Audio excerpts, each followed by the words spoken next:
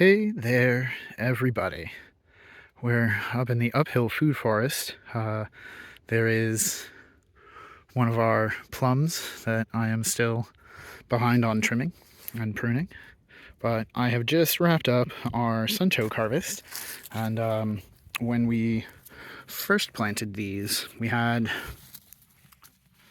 maybe 10, 20 of the little tubers. We split them like I'm unable to do on that one, but we split them, cut them, or for some of them they'll have kind of a more pronounced, I guess, growth. Some of them are a little lewd, but you can just break it off and that's going to be another viable plantable tuber. And you could come in and, well, maybe you could if you had two hands. But so I now have several gallons of tubers for storage and to send out to folks if anybody is interested. But the patch of earth had Apios americana, the American groundnut, planted into it as well, and I had been interplanting them for a year or two to see how I liked the interplanting and the commingled harvest, and I thought I would share some thoughts now that I'm kind of wrapping up and in a place to stop and talk about it before heading off to do other things. So I have so far replanted all of the Apios back into this area.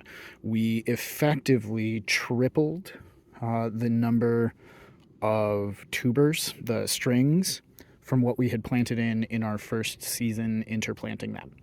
I will say that I noticed that I was missing some of the tubers on excavating the sunchokes.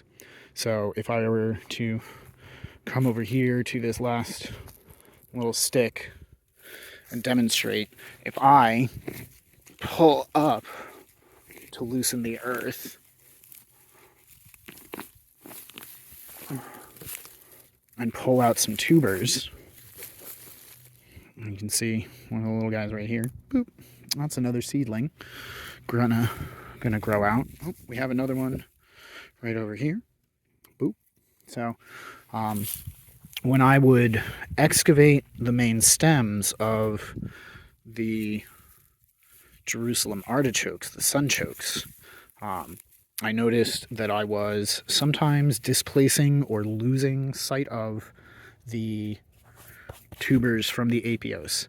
I think that the Apios, that is, just are a little less aggressive than the sunchokes, and I think that there is going to be an experiment, or at least trials, with planting a heavier proportion of the Apios americana to a lower proportion of the Jerusalem artichokes to see if we can spur on a stronger Apios set, and we'll have to report back on that after I've set that trial up.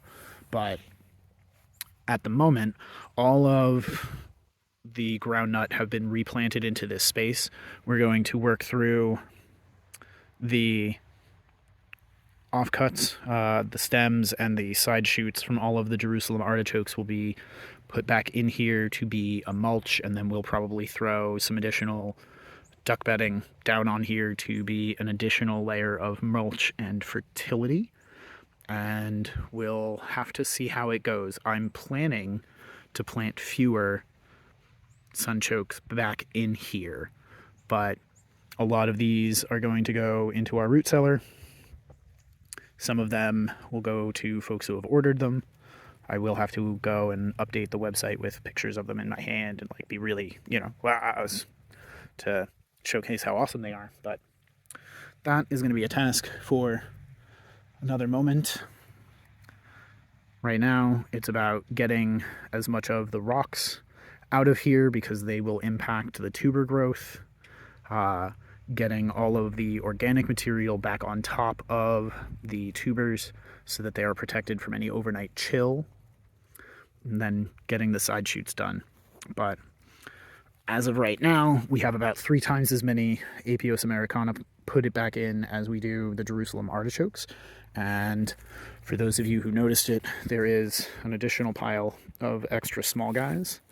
So most of the buckets are ones like this, and most of what's over here are ones that are really small enough to fall through the holes in the pots that I'm using to rinse and drain. So we'll have a few more things to do with these, but for now I'm pretty excited.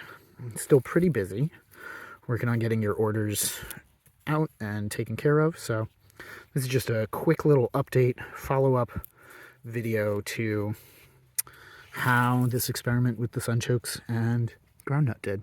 And pretty well, but I think we can do better, and that's what next year's for. So, till next time, thanks for watching. Happy planting.